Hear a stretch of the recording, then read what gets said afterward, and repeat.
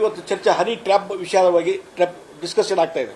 ಇವತ್ತು ಅಲ್ಲಿಯ ಸಚಿವರೇ ಹೇಳಿದರು, ರಾಜಣ್ಣ ಅವರು ಏನೋ ಅಸೆಂಬ್ಲಿಯಲ್ಲಿ ಏನಂದ್ರೆ ಈ ಹನಿ ಟ್ರ್ಯಾಪ್ ನನಗೆ ಮಾಡಿದ್ದಾರೆ ಅನ್ನುವಂಥ ವಿಚಾರವನ್ನು ಅವರೇ ಮೊದಲು ಡಿಸ್ಕ್ಲೋಸ್ ಮಾಡಿದ್ರು.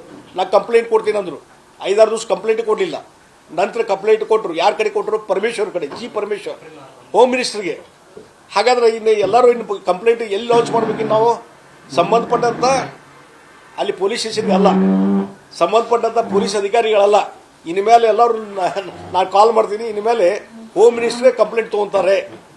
ಹಾಗಾದ್ರೆ ಒಬ್ಬ ಜವಾಬ್ದಾರಿ ಅಂತ ಮಂತ್ರಿ ಹೋಮ್ ಮಿನಿಸ್ಟರ್ಗೆ ಹೋಗಿ ಕಂಪ್ಲೇಂಟ್ ಕೊಡ್ತಾರೆ ಅನ್ನುವಂಥ ಪರಿಸ್ಥಿತಿ ನಿರ್ಮಾಣ ಆದರೆ ಇನ್ನು ಉಳಿದ ಜನಸಾಮಾನ್ಯರು ಸಹಿತ ಹೋಮ್ ಮಿನಿಸ್ಟರ್ಗೆ ಕಡೆನೇ ಹೋಗಬೇಕು ಅನ್ನುವಂಥ ಪರಿಸ್ಥಿತಿ ಇವತ್ತು ನಿರ್ಮಾಣ ಆಗಿದೆ. ಮತ್ತು ಏನದ ಈ ಹನಿ ಟ್ರ್ಯಾಪ್ ವಿಚಾರದಲ್ಲಿ ಇವತ್ತು ಕಾಂಗ್ರೆಸ್ ಪಕ್ಷದಲ್ಲೇ ಒಳ ಬೀಗುದಿ ಸ್ಟಾರ್ಟ್ ಆಗಿದೆ. ಬಹುಶಃ ಇದನ್ನು ಮುಚ್ಚಿ ಹಾಕುವಂಥ ಒಂದು ವ್ಯವಸ್ಥಿತವಾದಂಥ ತಂತ್ರ ನಡೀತಾ ಇದೆ. ಯಾಕಂದ್ರೆ ನಾನು ಹೇಳಿದ್ದೆ ಮೊದಲಿಂದ, ಇದನ್ನು CBI ತನಿಖೆ ಕೊಟ್ಟರೆ ಮಾತ್ರ ಇದಕ್ಕೆ ಸರಿಯಾದಂಥ ಉತ್ತರ ಸಿಗಲಿಕ್ಕೆ ಸಾಧ್ಯತೆ. ಯಾರು ಇದರಲ್ಲಿ ಹಿನ್ನೆಲೆ ಇದ್ದಾರೆ, ಯಾರು ಪ್ರೊಡ್ಯೂಸರ್ ಇದ್ದಾರೆ, ಯಾರು ಡೈರೆಕ್ಟರ್ ಇದ್ದಾರೆ, ಇದನ್ನೆಲ್ಲ ಯಾರು ಮಾಡ್ತಾ ಇದ್ದಾರೆ ಅನ್ನುವಂಥದ್ದು ಹೊರಗೆ ಬರಬೇಕಾದ್ರೆ, ಯಾಕಂದರೆ ರಾಜಣ್ಣ ಅವರು ಹೇಳಿದ ಪ್ರಕಾರ 48 ಜನರು ಹನಿ ಟ್ರ್ಯಾಪಿಗೆ ಒಳಗಾಗಿದ್ದಾರೆ. ಆ ಹಿನ್ನೆಲೆ ಇಟ್ಕೊಂಡು ನೋಡಿದರೆ ಇಷ್ಟು ದೊಡ್ಡ ಪ್ರಮಾಣದ ಒಂದು ಸ್ಕ್ಯಾಮು ಹನಿ ಟ್ರ್ಯಾಪ್ ಇದ್ದಾಗ ಅದನ್ನು CBI ಕೊಡುವಂಥದ್ದೇ ಒಳಿತು ಅನ್ನುವಂಥದ್ದು ಹೇಳ್ತೀನಿ. ಆವಾಗ ನಿಜವಾದಂಥದ್ದು ಯಾರಿದೆ ಅನ್ನುವಂಥದ್ದು ಹೊರಗೆ ಬರಲಿಕ್ಕೆ ಸಾಧ್ಯತೆ. ಮತ್ತು ಇದೇನು ಇನ್ ಫೈಟಿಂಗ್ ನಡೀತಾ ಇಲ್ಲ ಕಾಂಗ್ರೆಸ್ನಲ್ಲಿ, ಇನ್ ಫೈಟಿಂಗ್ದಿಂದ ಕಾಂಗ್ರೆಸ್ ಪಾರ್ಟಿ ಮತ್ತು ಕಾಂಗ್ರೆಸ್ ಸರ್ಕಾರ ಕುಸಿದು ಹೋಗ್ತದೆ. ಡೆಫಿನೆಟ್ಲಿ ಪ್ರಾಕ್ಸಿ ವಾರ್ ನಡೀತಾ ಇದೆ. CM ಅವರು ತಾವು ನೇರವಾಗಿ ಮಾತಾಡ್ತಾ ಇಲ್ಲ. ಅವರು 5 ವರ್ಷ ಅಧಿಕಾರದಲ್ಲಿ ಮುಂದುವರಿಬೇಕಂತ ಒಂದು ತಂತ್ರ.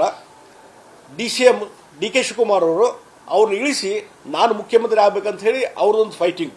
ಇದು ತಮ್ಮ ಶಾಸಕರು ತಮ್ಮ ಮಂತ್ರಿಗಳ ಮುಖಾಂತರ ಅವ್ರ ಮುಖಾಂತರ ಹೇಳಿಕೆಗಳನ್ನು ಕೊಡುವ ಮುಖಾಂತರ ಒಂದು ಪ್ರಾಕ್ಸಿ ವಾರ್ ನಡೀತಾ ಇದೆ. ಇದರದ್ದು ರಿಸಲ್ಟ್ ಏನಂದ್ರೆ ಇನ್ ಫೈಟಿಂಗ್ನಿಂದ ಗೌರ್ಮೆಂಟ್ ಕೊಲ್ಯಾಪ್ಸ್ ಆಗ್ತದೆ.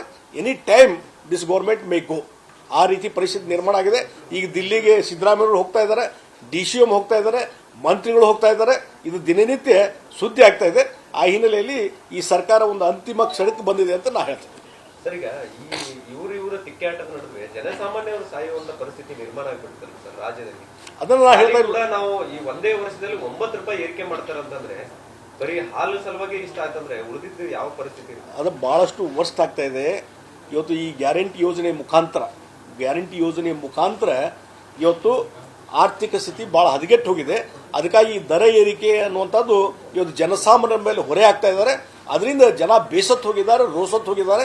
ಒಂದು ಕಡೆ ಆಡಳಿತದಲ್ಲಿ ಕಂಟ್ರೋಲ್ ಇಲ್ಲ. ಈಗ ನೋಡಿ, ಒಂದು ಎಕ್ಸಾಂಪಲ್ ನಿಮ್ಗೆ ಕೊಡ್ತೀನಿ, ಯಾವ ರೀತಿ ಆಡಳಿತದಲ್ಲಿ ಕಂಟ್ರೋಲ್ ಇಲ್ಲ. ಅಧಿಕಾರಿಗಳು ಯಾವ ಮಂತ್ರಿಗಳ ಮಾತು ಶಾಸಕರ ಮಾತು ಕೇಳ್ತಾ ಇಲ್ಲ ಅನ್ನೋದಕ್ಕೆ ಒಂದು ಉದಾಹರಣೆ ಅಂತಂದ್ರೆ ಆರ್.ವಿ. ದೇಶಪಾಂಡೆ ಅವರು ಉದಾಹರಣೆ. ಮೊನ್ನೆ ಅವ್ರ ಕ್ಷೇತ್ರ ಸೀನಿಯರ್ ಮೋಸ್ಟ್ ಲೀಡರ್ ಆರ್.ವಿ. ದೇಶಪಾಂಡೆ ಬಹಳಷ್ಟು ವರ್ಷ ಮಿನಿಸ್ಟರ್ ಆಗಿ ಕೆಲಸ ಮಾಡಿದಂಥವ್ರು. ಇವತ್ತು ಅವರ ಕ್ಷೇತ್ರ ಮೊನ್ನೆ ಒಂದು ಕ್ಷೇತ್ರದ ಒಂದು ವಿಲೇಜ್ಗೆ ಹೋದಾಗ ಅಥವಾ ಒಂದು ಸಭೆ ತೆಗೆದುಕೊಂಡಾಗ ಅಲ್ಲಿ ತಹಶೀಲ್ದಾರ್ ಅವ್ರ ಮಾತು ಕೇಳಕ್ಕೆ ತಯಾರಿಲ್ಲ. ಒಬ್ಬ ಪಿ ಡಿ ಒ ಅವ್ರ ಮಾತು ಕೇಳಕ್ಕೆ ತಯಾರಿಲ್ಲ.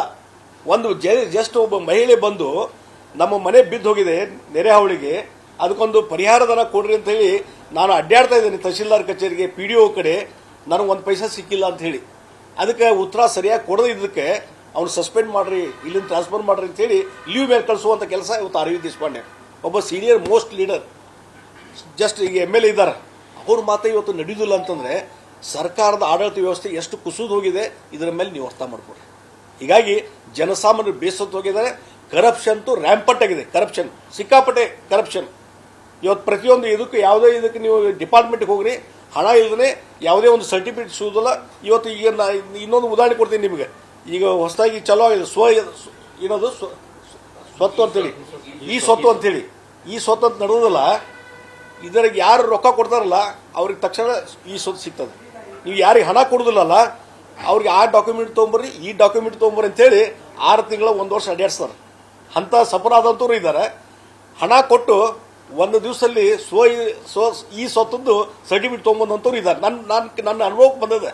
ಅಂದ್ರೆ ಈ ರೀತಿ ರ್ಯಾಂಪಟ್ ಕರಪ್ಷನ್ ನಡೆದ ಈ ಸರ್ಕಾರದಲ್ಲಿ ಭ್ರಷ್ಟಾಚಾರ ಮಿತಿ ಮೀರಿತಾ ಇದೆ. ಅದರಿಂದ ಜನ ರೋಸತ್ತು ಹೋಗಿದ್ದಾರೆ.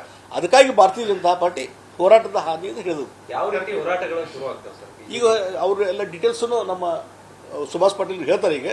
ಈಗ ರಾಜ್ಯದಲ್ಲಿ ಡಿಕ್ಲೇರ್ ಮಾಡಿದ್ದಾರೆ. ನಿನ್ನೆ ಇವತ್ತು ಪತ್ರಿಕೆಯಲ್ಲಿ ಬಂದದ ಅಹೋರಾತ್ರಿ ಧರಣಿ ಸತ್ಯಾಗ್ರಹ, ಆಮೇಲೆ ನಿರಂತರವಾದಂತಹ ಹೋರಾಟ, ಮೆರವಣಿಗೆ, ಇದರ ಮುಖಾಂತರ ಜನಜಾಗೃತಿ ಮಾಡುವಂಥ ಕೆಲಸ ಭಾರತೀಯ ಜನತಾ ಪಾರ್ಟಿ ಮಾಡ್ತಾರೆ. ಕನ್ನಡಿಗರ ಮೆಚ್ಚಿನ ನಿಮ್ಮ ನ್ಯೂಸ್ 18 ಕನ್ನಡ ಈಗ ವಾಟ್ಸ್ಆಪ್ನಲ್ಲಿಯೂ ಲಭ್ಯ. ಕರ್ನಾಟಕ ಮತ್ತು ದೇಶ ವಿದೇಶದ 360 ಡಿಗ್ರಿ ಸುದ್ದಿ ವಿವರವನ್ನ ನೀವು ನಿಮ್ಮ ಕೈ ಬೆರಳುಗಳಲ್ಲಿಯೇ ಪಡೆಯೋದಿಕ್ಕೆ ಈ QR ಕೋಡ್ ಅನ್ನ ಸ್ಕ್ಯಾನ್ ಮಾಡಿ. ನಮ್ಮ ಚಾನೆಲ್ ಅನ್ನ ಫಾಲೋ ಮಾಡಿ, ನೋಟಿಫಿಕೇಶನ್ ಆನ್ ಮಾಡಿ.